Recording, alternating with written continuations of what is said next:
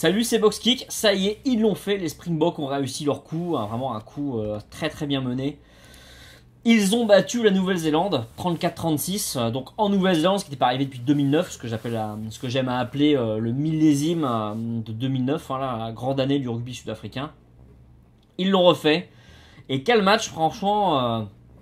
Ils ont eu du mérite, ces Sud-Africains de s'imposer en Nouvelle-Zélande. Voilà, une série de matchs gagnés par la Nouvelle-Zélande, une série de 9, si je ne dis pas de conneries, qui s'interrompt.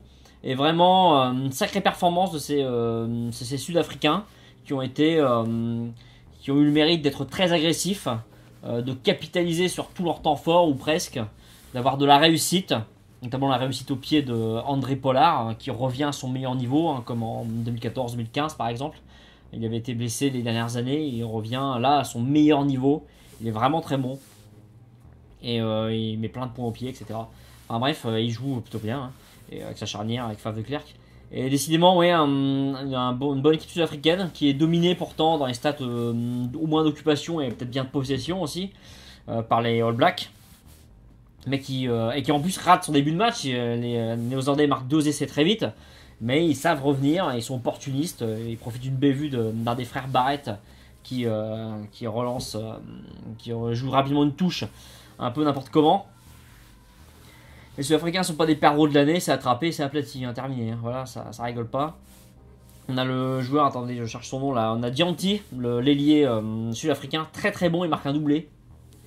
Vraiment très bon. Le pack sud-africain a été très bon. On avait 2 packs au-dessus de 900 kg. C'est pas si courant que ça. Et il y en avait un à 920 et l'autre à 919. Vraiment des packs pour le 15 de départ. Hein. Des packs vraiment très lourds et très puissants. Donc du répondant pour les All Blacks. Peut-être un répondant auquel ils ne sont pas forcément habitués. Et malgré des stats intéressantes en leur faveur en termes de possession et d'occupation. Trop de ballons rendus, notamment sur en avant. Trop de ballons perdus. Un jeu au sol bon, mais quand même sérieusement contesté, sérieusement ralenti par les Springboks. Vraiment assez impressionnant. Et peut-être des All Blacks qui l'ont joué un peu facile. C'est possible.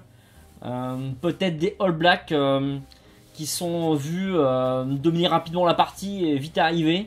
Et même quand il a fallu remettre le bleu de chauffe en deuxième mi-temps, ça n'a pas été pas aussi efficace que possible. Attention, il marque 6 essais quand même pour 5 encaissés. Donc c'est pas n'importe quoi cette équipe de Nouvelle-Zélande. Ils ne perdent que 2 points. Ils perdent 2 points, il y a quand même beaucoup de points qui sont perdus au pied par Beauden Barrett, ce qui fera sûrement débat. Et ce qui fait débat de toute façon depuis qu'il est titulaire en 10 chez cette équipe de Nouvelle-Zélande, chez ces All Blacks. Parce qu'évidemment c'est pas Carter quoi. En fait on lui reproche de ne pas être Carter. Je trouve ça assez injuste personnellement. Mais c'est vrai qu'il aurait pu tenter le drop à la fin du match. Ce qui n'a pas été le cas et qui va donc faire parler. Et que ouais, il trouve 2 fois le poteau sur les transformations. Voilà, c'est dans le jeu pourtant il n'est pas trop mauvais. Mais il a été quand même relativement bien contenu. La défense sud-africaine savait de toute façon que si elle laissait jouer ce gars-là, ça allait très mal se passer. Donc il a été, je trouve, même avec la charnière, All Black, que ce soit avec Aaron Smith ou son remplaçant TJ Perenara, ils ont été relativement, pas toujours, hein, mais relativement, globalement pas trop mal contenus. Ils n'ont pas pu complètement jouer à leur main. De toute façon, les ballons ont été ralentis. Le pack néo-zélandais n'a pas pu avancer comme il aurait pu. Ça a été très difficile, même si l'équipe sud-africaine a été régulièrement pénalisée. Beaucoup plus que les All Blacks. Il y a même eu un carton jaune pour Willie Leroux à un quart d'heure de la fin, un peu moins d'un quart d'heure de la fin. Mais cette défense sud-africaine, même s'il a été foudroyé 6 fois, a quand même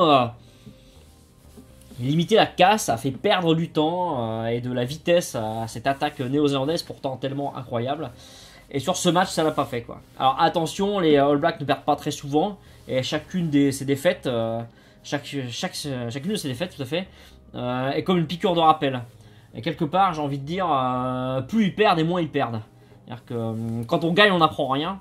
On apprend que dans la défaite. Et là, ils ont sûrement appris des choses. C'est bien possible. Voilà, ils apprennent encore des choses. Ils sont capables de se remettre en question. C'est aussi ça qui fait leur force. Hein. Et c'est très bien pour ces Sud-Africains, pour Rassie Erasmus, son coach, qui a été nommé seulement cette année, hein, qui commence seulement au mois de juin, qui succède donc à Esther Coetzee. Des conditions peut-être un petit peu difficiles. Mais voilà, une victoire qui peut être fondatrice. Un exploit, c'est toujours un exploit de battre la Nouvelle-Zélande. Il ne faudrait pas, comme à chaque fois que je vous dis qu'il y a un exploit, qu'il faudra que ça reste un acte isolé, que ça reste sans suite.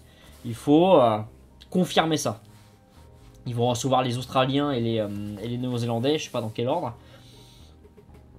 Il faudra confirmer ça, quoi. Ça veut pas dire forcément gagner, mais il va falloir que ça se traduise par la suite.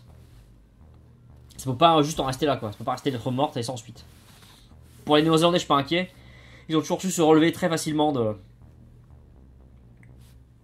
Il y a différentes épreuves qu'ils ont eu à subir sportivement, bien sûr.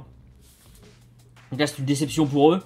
Mais bon, ils meurent à 2 points et ils prennent un bonus défensif. Ce qui fait que le gain du tournoi, et bon, ouais, c'est fait, quoi. Faut quand même arrêter de déconner. Le Big Championship ne devrait pas leur échapper. Mais c'est vrai, on a eu une belle équipe des Springboks. Ça faisait un moment qu'on n'avait pas vu une équipe des Springboks aussi solide, finalement. Avec ce mélange qu'on attendait, qu'on espérait depuis longtemps, d'un rugby Springbok à l'ancienne, afrikaner, protestant, duromal, taiseux, et un rugby plus aérien, avec plus d'envolée, plus de souplesse et d'adaptation, qui est l'apanage de rugby moderne, qui est tellement bien incarné par le Black d'ailleurs. Donc peut-être que là, sur ce match-là, on tient à peu près le bon ratio qu'il faudrait dans la suite... jusqu'à la Coupe du Monde l'année prochaine, dans la suite des matchs, donc, pour les matchs qui vont suivre, je vais parler français quand même, pour ces Springboks, voilà. Donc sinon pour les joueurs, c'est vrai que surtout les Sud-Africains que je vais retenir, je vais citer Dianti, Dialiende a fait un bon boulot, Krill, pas trop mal, Will Leroux il prend un jaune, c'est un petit peu dommage, mais fait un très bon match quand même. Il fait un très bon match, j'ai les yeux sur la feuille de match. Hop là, il faut que je fasse dérouler un petit peu, voilà. On a eu, voilà, mais c'est vrai, j'insiste, un pack sud-africain haut niveau. Et dès lors que les All Blacks ne peuvent plus avancer, ne sont plus souverains au sol, dès lors qu'ils récupèrent, qu'ils n'ont pas des millions de ballons de récupération, qui sont les meilleurs, parce que c'est eux qui ont la possession, et bien voilà, forcément pour eux, c'est plus aussi évident. Voilà, même si ils ne sont qu'à 2 points, et c'est l'Afrique du Sud. Et même s'ils sont, entre guillemets, dans un jour un petit peu sans, qu'ils ont un coup de moins bien sur un jour comme ça, encore faut-il être au rendez-vous. Encore faut-il réussir à exploiter les failles qui apparaissent. Pas certain qu'une autre équipe que cette équipe d'Afrique du Sud, à part peut-être l'équipe d'Irlande, qui est vraiment très très forte en ce moment, ou les Lions britanniques l'an dernier, c'est sûrement quelque chose qu'ils auraient pu faire, ou qu'ils ont fait d'ailleurs. Encore faut-il être au rendez-vous, faut-il être au rendez-vous, encore faut-il, décidément, encore faut-il être capable d'utiliser les failles de l'adversaire, d'exploiter les failles, comme on le dit dans Un Nouvel Espoir. Encore faut-il être capable de réagir et de s'engouffrer dans la brèche. Parce que bon, je pense que le 15 de France peut jouer contre une équipe de Nouvelle-Zélande qui passe au travers et perdre quand même. Et pas que l'équipe de France d'ailleurs, beaucoup d'équipes, la plupart des équipes du monde, même face à une mauvaise entre guillemets équipe de Nouvelle-Zélande, ce qui n'est pas le cas aujourd'hui, mais même face à une mauvaise équipe de Nouvelle-Zélande, perdraient. Là, face à une équipe qui a un coup de moins bien, ils ont su jouer leur chance, ils ont su avoir de la réussite, provoquer la réussite et s'imposer. Et ça, chapeau bas, chapeau messieurs les Springboks. On retrouve un peu, on espère avoir retrouvé nos chers Springboks, on aime beaucoup ici chez LFR, les Springboks qui marchent sur la gueule de tout le monde. Ça, c'est vraiment sympa. C'est l'équipe qui, historiquement, a de toute façon le plus de réussite face à la Nouvelle-Zélande. Et c'était plus le cas depuis quelques temps. Et on est quand même content de voir voilà, l'espèce de comeback des Sud-Africains. Je trouve ça, voilà, ouais, je suis assez enthousiaste là-dessus. J'espère que ce sera pas sans lendemain, quoi. C'est toujours ça. Vous savez, moi, je suis toujours projeté sur le match d'après. Et j'espère que c'est votre cas aussi, parce que c'est quand même plus sympa. Et j'espère, vous voyez... que ça va lancer cette équipe sud-africaine. J'espère bien sûr que cette équipe néo-zélandaise ne va pas subir un coup d'arrêt, ce qui m'étonnerait personnellement. Mais gare à ces Sud-Africains, voilà, l'Afrique du Sud n'est pas morte.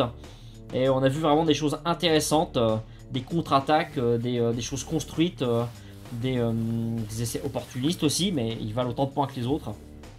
Vraiment, c'était pas mal. Les Néo-Zélandais avaient proposé des essais en tableau noir en début de match, vraiment très très performant là-dessus. Vraiment un match très plaisant qui figurera sûrement dans les meilleurs matchs de l'année. C'est très possible. Sur ce, j'aurais pas forcément grand chose d'autre à dire sur ce match qui était plutôt un match agréable. Donc je vous dis Ciao, bye, à la prochaine.